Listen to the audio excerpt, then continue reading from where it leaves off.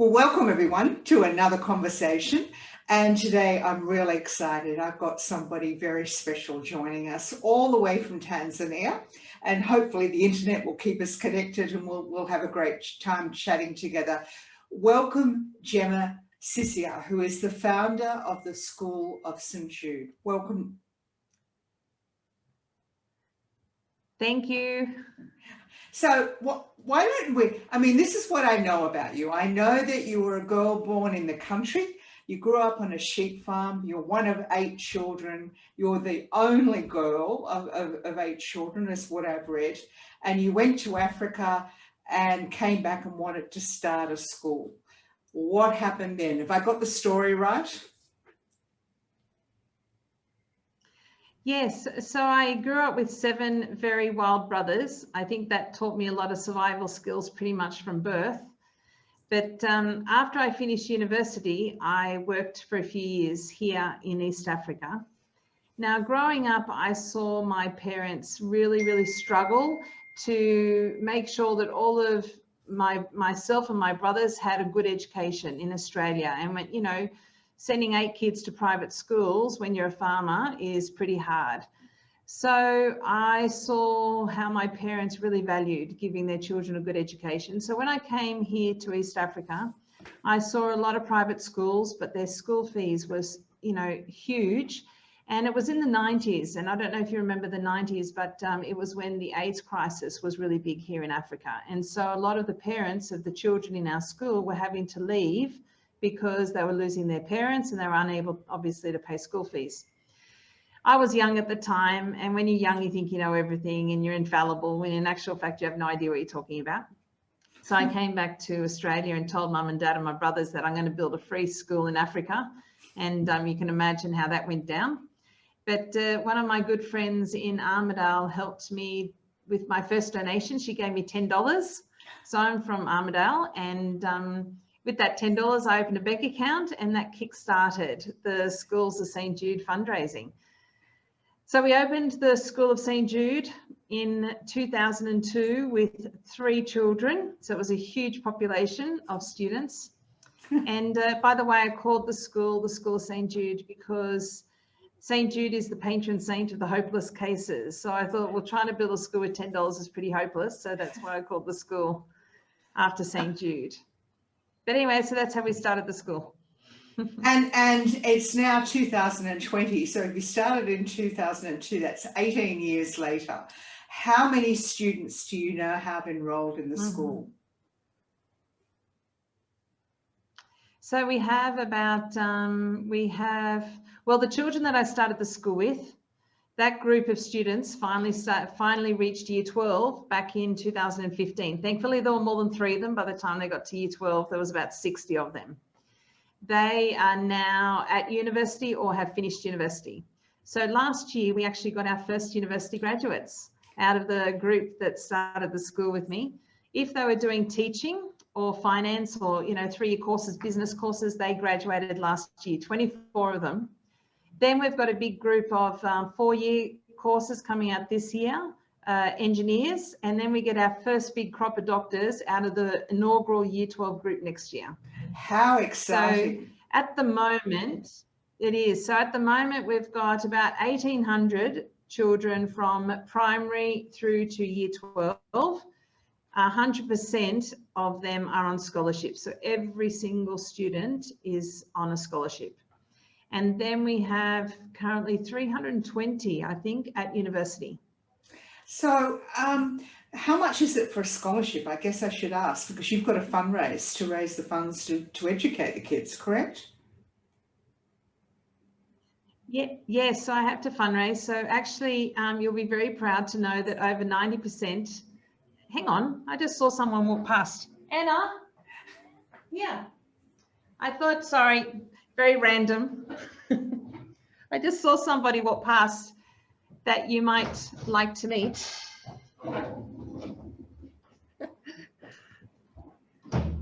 Hello, Emma. Anna. So, hi. It's a very random. Anyway, so Anna, I'm communicating with Kathy, and I was just talking about our university students who graduated last year. you want to tell Kathy all about yourself and who you are? Sure. Also, my name is Anna, one of the very first graduates from the School of St. Jude. And I graduated from the class of 2015. And then I did a community service year. And then I went to uni and graduated last year. I did Bachelor's of Commerce in Accounts. And I work here at the school as an accounts receivables officer. How exciting! Yeah. Do you like being back and being, you know, a working person at the school? So much, because now see I get to help the people that once paid for my own education, and it's like the most amazing experience ever. Wow. So she's working in our receivables team, in the finance team, Kathy, dealing with all the sponsors and donors, some of whom actually paid for her own education. It's incredible. Full circle. I mean, so how have you got all these sponsors? Because you're all the way in Tanzania and everyone struggles, but you've got 1,800 kids. Did you hear me? That's because they're all good like this one. So is it hard to get... So they're worth the investment. So one of my first sponsors was a boarding school mate of mine from Cootamundra. Didn't have much money, but she sponsored one of my original children more because we were friends than the fact that she actually thought the school would get off the ground. And so from day one, I wanted to make sure that the investment in these children was appreciated by the children. So we have a very tough selection process here at the School of St. Jude. We don't just take anyone. We take children who are very driven, gifted academically, you know, they're naturally bright. So there's a number of entrance exams, but they also come from families who are very, very, very hard off. So when you have children who are very driven and really, you know, from the harder ends of town, they're tough, they're resilient, and they want to succeed. And the formula has proven to be very successful. So I think like 50% of Anna's year 12 class are doing engineering or medicine. And that's what we really need here. Yeah, as well as good accounts receivable stuff. So it's probably too early to see the impact of the school, except they're now going on to university and graduating. How long before you think you'll know what sort of major impact you've been able to make? Well, I suppose I won't know for a few years. I remember, did you have to go? Sorry, I pulled you in from a meeting. Mm-hmm. Yeah, so you can, do you want to stay or you've got time to go? It's going to Bye-bye. Sorry, she was heading to the corporate applications department for a meeting. So anyway, what was the question, Kathy? Sorry. I think I was asking about, it's too soon about to know the impact. I mean, I think that's what we were talking about. Yes, yeah. Yeah. So one of our donors about maybe, I don't know, 6 or 7 years ago gave me a little gift, and it was a little ceramic turtle, little green turtle about the size of your palm of your hand. And that was the gift. And I went, well, thanks, that's lovely. And he started laughing and said, I'm sure you're wondering why would I give you a ceramic turtle given that you live in Africa.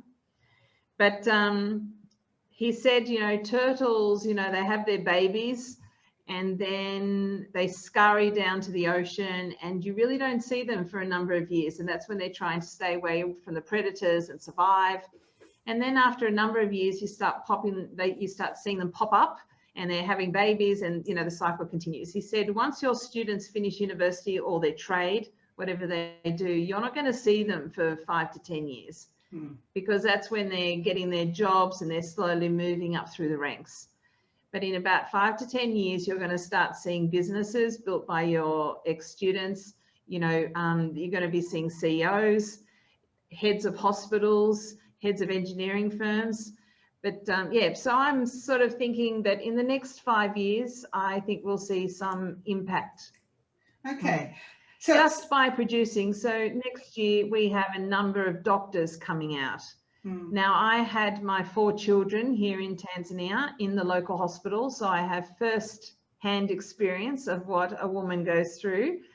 I thought, let's buy locally. There's nothing more powerful than buying local. Yep, I struggled to even get a Panadol.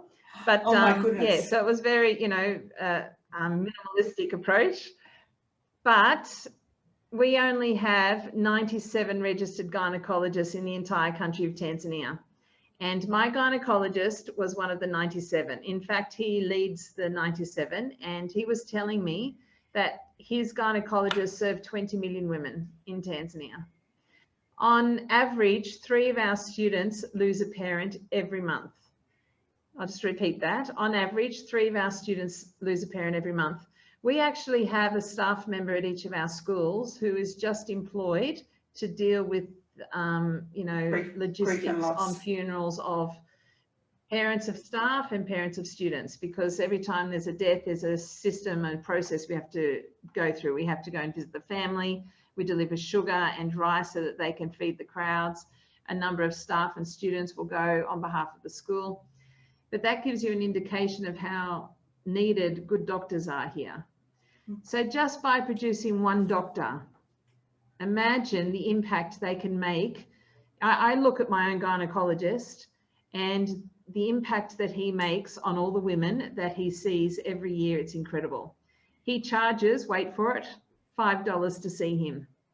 And he is a qualified gynecologist, and a really good one, by the way. So imagine if we could produce 1 gynecologist, what that gynecologist could do on the society for maybe an over, you know, a 40-year work span.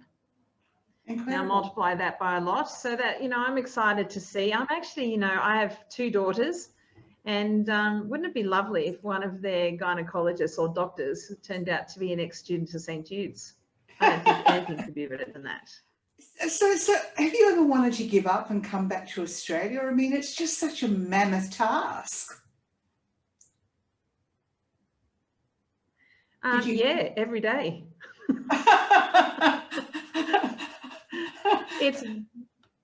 It's very, very hard, Kathy, very, very hard. But what I tell the students, I say, find your passion, whether it's art or riding a bicycle or, you know, throwing javelins or sport or computers. Find your passion and then work out a way that you can, you know, have a living from that. So I think that I've been able to survive all the headaches that come our way, like every 5 minutes, because I'm passionate about what we're doing. And when you're passionate, there is always a solution. And when things get really, really tough, I actually break the days down. So I just got to get to lunchtime. And then I just got to get to 5 p.m. And every day, I've got to the end of the day. I've survived. Tomorrow, I just got to get to lunchtime. And I break it down. You know, bad times always pass. They always pass. You've just got to ride it out. So what do you think's been the toughest hurdle you've had to overcome all that way in Tanzania? Look, I've been here almost 20 years now, and I don't intend leaving. I mean, my family thought I was crazy that when I was in Australia in March, I go to Australia every March to fundraise, because we now have to raise over $6 million to fund our schools. So we now have 3 schools, 2 secondary and a primary. We have 1,400 boarders, 26 school buses, over 300 staff. And so in March, I go to Australia every year for a month to fundraise.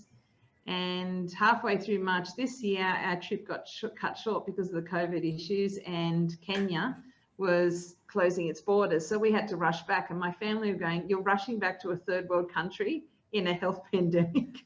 And I did. So came back here. So I think what is hard, well, of course, I miss my family back in Australia. You know, we're very close. So I miss, you know, going to the pub and having lunch, you know, on a Wednesday, going to, you know, my brothers and my in-laws' families to have a barbecues on Saturdays, and all the birthdays and the events, and just popping out to the farm for mum's roast. I can never cook a roast like my mum. I don't know, it's the smell of the kitchen, or I don't know what it is. But yeah, nothing's better than that. Yeah. So I find that's very hard. And I would also say staffing.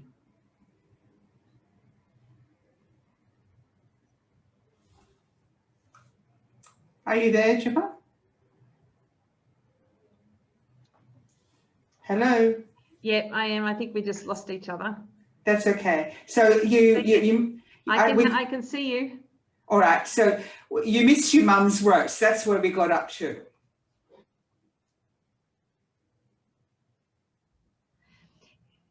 Yes. So I miss, I love going home just for a roast at home with mum. Sadly, we lost dad only a couple of years after I started the school, but mum's still on the property. And the other thing that I find difficult is staffing. Of course, fundraising is hard, but finding good staff who can cope with the constant expansion and policy writing and procedures. I think we rival McDonald's for procedures. So, it's tough. Yeah. So is most of your days worth it? Is most of your days spent administering now, or, I mean, you're the headmistress, so where is the division? Yes, well, it is. Okay, so my job is the CEO, I suppose. Then underneath me, I have 8 incredible managers. So I have an academic manager who oversees the heads of each school. Then I have a fundraising manager who basically has the pressure of raising the $6 million each year. I then have a finance manager who oversees the entire receivables and payables and purchasing procurement teams. Then I have a community relations manager who deals with all the parents, student selection, health and welfare. HR manager, and there's another, facilities manager. How could I forget? A facilities manager who oversees all the capital assets and maintenance of them. So the 3 schools, all the boarding, the transport, as well as over 600 computers. So that's our facilities manager. Now, however, I suppose my other big job is I start initiatives and new projects all the time, which my managers aren't particularly happy about. So, for example, we normally offer about 100 or so scholarships for into our secondary schools. But because we were lucky to open a new girls' boarding school this year, we have some more space. So we are now offering in January over 300 scholarships between our 2 secondary schools.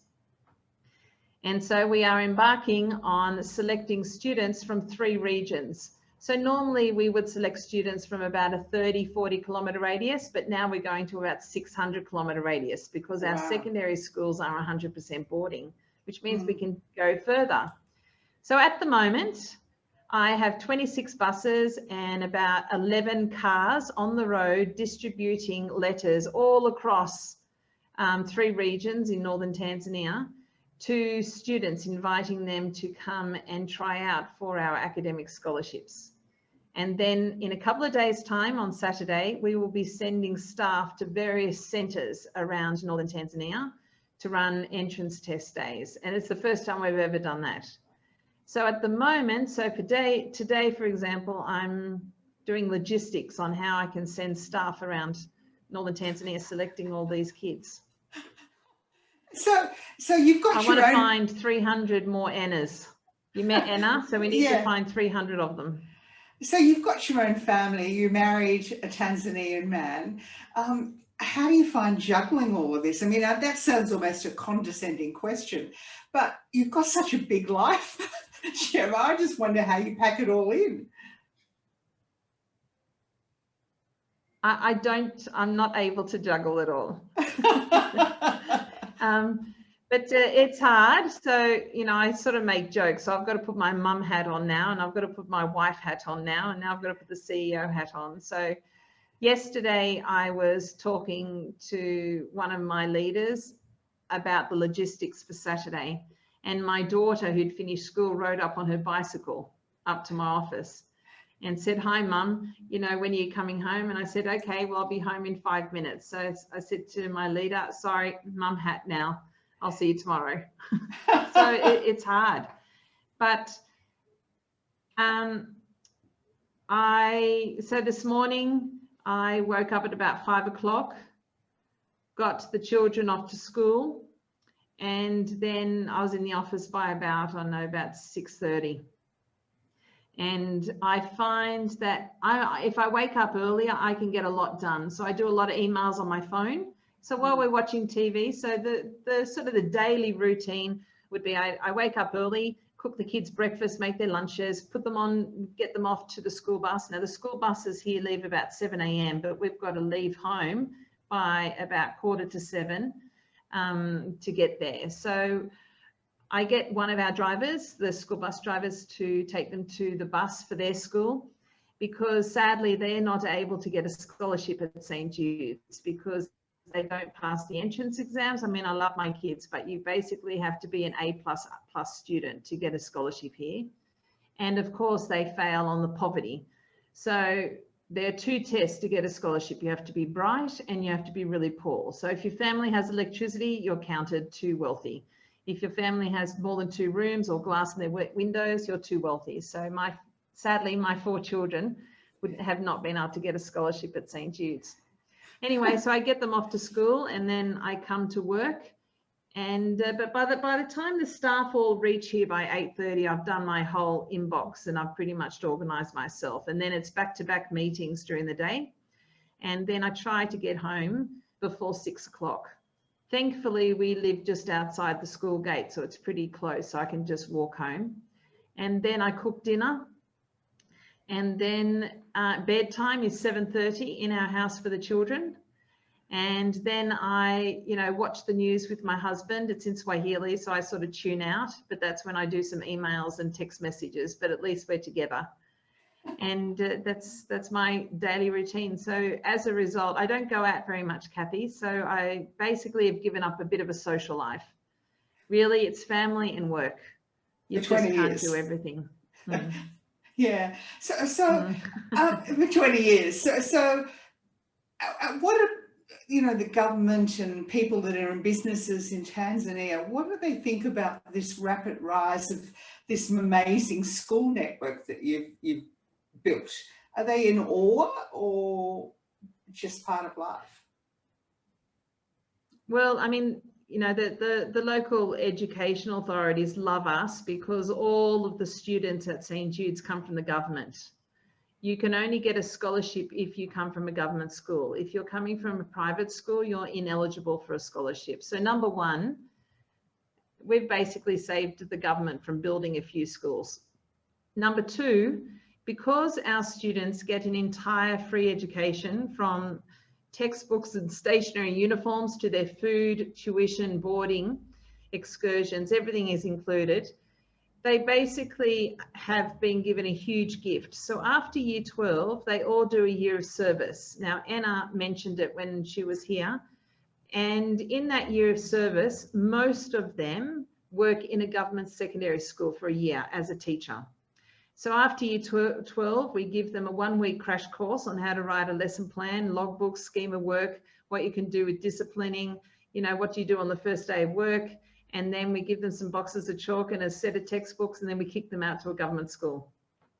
So each year, our year 12 graduates are teaching in over 50 schools each year for 1 year. I think they learn a lot in that year. It toughens them up. They basically, that makes them resilient and it puts them in good stead for the university stage. Mm. Yeah, so the government loves us because we help, because most of our children are doing math sciences in year 11 and 12. We're a bit of a STEM school. And so in the government secondary schools, they lack math science teachers. It's not unusual for a school, a government secondary school here of, 1,000 students to have 1 physics teacher.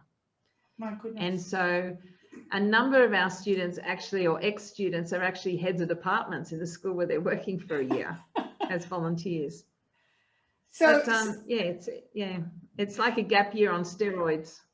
It's amazing, Gemma. So what's life like for you in Tanzania? I mean, you know, how dramatically, what do you love about it?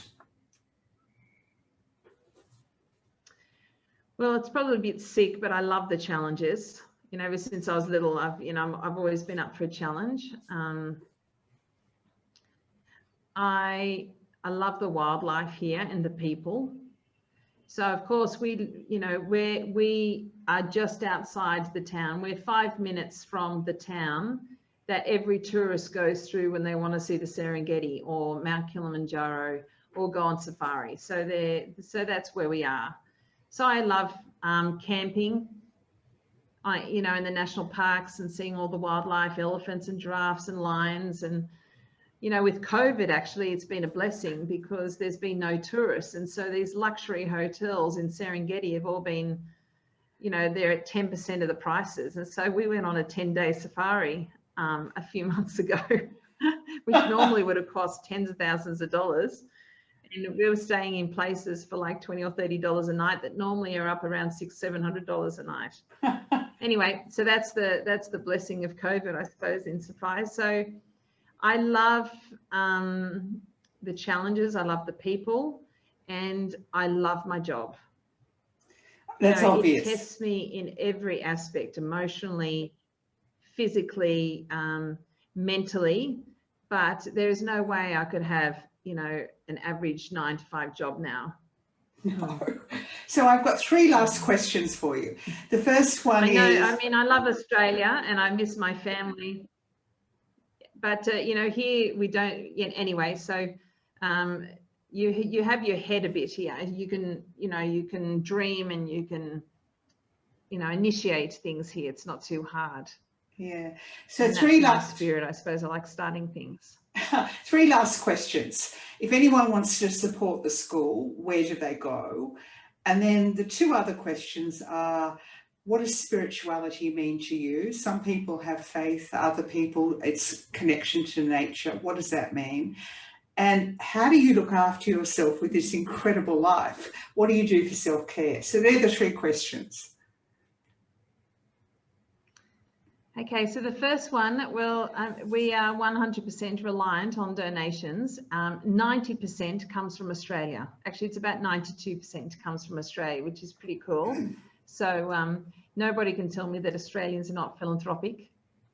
But our website has everything on it, from how to make a donation to how to sponsor one of our students. So School of St. Jude.org will get you there. Even School of St. Jude Tanzania, you can find it on Google. What was the second question? The second question, what does spirituality mean to you? And the third... Yes, okay. So I'm a Catholic. I'm a Catholic personally, but our selection of students, it does not matter what sex they are, what religion they are, or what tribe they are. As long as they are bright, driven, and very, very poor, then they can get a scholarship. Now, here in Tanzania, because of the history with Germany, most people here, the biggest denomination are Lutheran, then it would be the Catholics, and then we're about 20% Muslims where we are. And that's the same spread of students and staff in the school. We have Catholics, Lutherans, Muslims, but there is a growing sort of evangelical church communities that's on the rise. So we have all around our school core value signs: respect, responsibility, honesty, and kindness. And we believe that it doesn't matter what religion you are, what tribe you are, whether you're a boy or a girl, you should be able to follow our core values. And with our scholarships, even if you are the first in physics, if you don't have a good track record and a good assessment of your core values whilst you are a student here, you can lose your scholarship. So core values here are just as important as the academics. So respect, responsibility, honesty, and kindness. Any child, any staff member can tell you those core values. We sort of really push it into the community here. And then what do I do? Yeah, what do I do for myself? How do you practice self-care? I love being home. I just love being home. I'm a real homebody. But I'm lucky because I have my children still at home. They haven't grown yet. And I've got a couple of Labradors at home who are just fantastic. And we go on long walks. So I just love going home. And, you know, yesterday, for example, I played basketball with my second eldest son and the two girls. So it was the three of us against him. And of course, he was very gracious in letting us win. But, you know, yeah, so we just played basketball in the backyard for half an hour. And that is priceless for me, self-care. And they just force you to switch off, especially our youngest, Louisa, she's 8. And she doesn't care about the drama that I've had at my office all day. She just wants to help me, you know, Mum. She wants to tell me all about what was in a lunchbox and what her friends were doing today, and just forces me to switch. Yeah. What do they want to do? But Kathy, if you want, well, what do they want to do? Well, Louisa would love to be a vet. Isabella, who is 12, wants to get into graphics, you know, that sort of area, marketing, graphics. Mm-hmm. My eldest two boys, my eldest is just about to finish year 12, actually. He's just finished his last exam.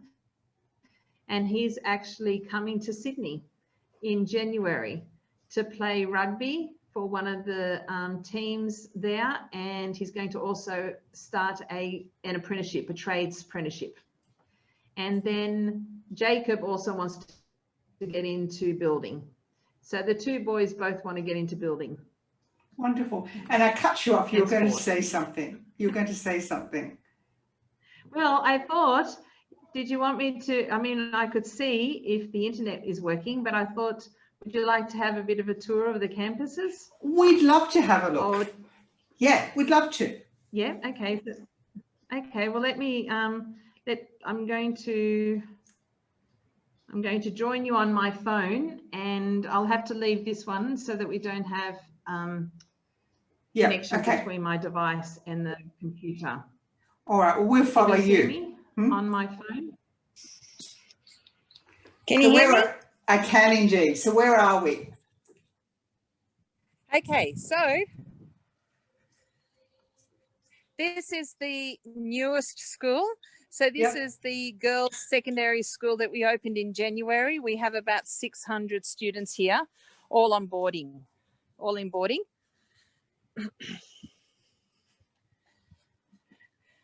Is it glitching, or you can see it, Kathy? It's okay? I can see it. I can see you. It's fabulous. Morning. So I'm just going, now I have to be very quiet around here because our Form 4s, which are equivalent to Year 10, are all in exams. Right. So the rule here in the government says that no one is allowed on site during national exams. We have, here in Tanzania, we have over 16,000 primary schools, but we only have about 500 high schools. And so as the students move from primary school, so I'll say that again, 16,000 primary schools feed into ultimately only 500 high schools. So the students have to do 4 national exams from primary. They do the first one in grade 4, then the one at the end of primary, then Form 2 and Form 4. And gradually the government culls students because not everybody can get a seat. So this exam that the students are doing, they're in classrooms, so I can't talk too loud, will determine whether they can go into year 11 and 12 or not. My goodness. So education is so prized in Tanzania. It's like you've got to be bright to be able to go forward. Yes, so over 90% of the adult population here only have a primary education. Right. So you've obviously got gardeners full-time too, do you? Yes, but the students also have to do a lot of work. So yes, we're giving them a free education, but they have to wash their own linen, their own clothes. They have to keep the schools clean. So they do gardening for half an hour every morning. Do they? Okay. Yes. And do you have assembly every day? Once a week. Right. So remember I was talking to you about the values? Yeah. So these are the value signs. They're up all over the schools. Can you read that? Yes, I can. So this is one of the corridors. So this is the girls' school. Oh, I can see the headmaster over there with the white shirt. So Gemma, I've got to ask you, have you ever taught in Australia? Yes, I taught for a few years. I think it was 3 years in Armidale. Do you know any of the schools in Armidale? Yeah, I do. Negs. Yes, okay. Yeah. So you knew how to be a teacher. Well, not really. I was only a teacher for a few years. So I'm actually a maths science high school teacher. Right, okay. Mm. And do you have safety issues there? Or is Tanzania, is the school quite safe to be around? Yes. I have never felt threatened in 20 years. I mean, you don't, I wouldn't walk down, in some suburbs after 10 o'clock, but I wouldn't do that in Armidale anymore either. Yeah, okay, all right. So you've got to be sensible. Yeah. So are we going somewhere else? Yeah.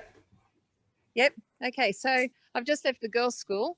Yeah. These buildings here are where our visitors stay. So normally we have over 1,000 visitors every year coming to visit us, but sadly, they're all quiet at the moment because we've got no visitors. So we normally have over 1,000 Australians coming to stay with us, mostly donors and sponsors or friends of, families of.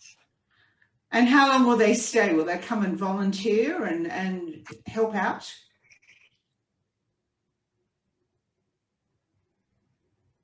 And Gemma? this is Babu. Hello. Yes. No, they come over for 3 or 4 days. So they come over for 3 or 4 days. Can you hear me? Yes, I can. Yep. So they normally come and stay with us for 3 or 4 days. And they go to, they go with the students. They do music with the students, PE, art class. They go on the school buses, go to an assembly, go and visit the home of the children. Mm. And then most of them go on safari or climb Kilimanjaro or go to Zanzibar. Make a holiday of it. And does that help fund some things as well? Because that would be a good revenue stream. Our visitors are very important. Yeah. This is our organisational chart of the entire organisation. So the ones with photos are my managers that I was telling you about. Yeah. And then we have a parent board of over 50 parents. These are parent leaders who are very tough to help look after and manage our parent body. My goodness. This is our primary school now. This is the school that we started with. We have about 700 here. You can see some steel pegs here. These steel pegs are going to be used on the weekend for selecting students to make, like little fences and everything. Yes. This here is the very first building. So the very first school block built by friends from around Armidale. Armidale and Tamworth built this, and it's still my favourite building of the entire school. So this is our primary campus. Right. I think you can see some students on the other side of the dining hall. Can you see them? Yes, I can. But they are also in national exams. So at the moment, we've got grade 4 national exams on as well. Right. Okay. And so as staff, we can be up this side, but not on the other side of the dining hall. Okay. And then you can see some of the buses, but basically they've all just come back to get more letters to distribute. Anyway, I'd take you to the boarding but that's about an hour away. So, and our other big secondary school where we have 1,000 students, so it's about an hour away.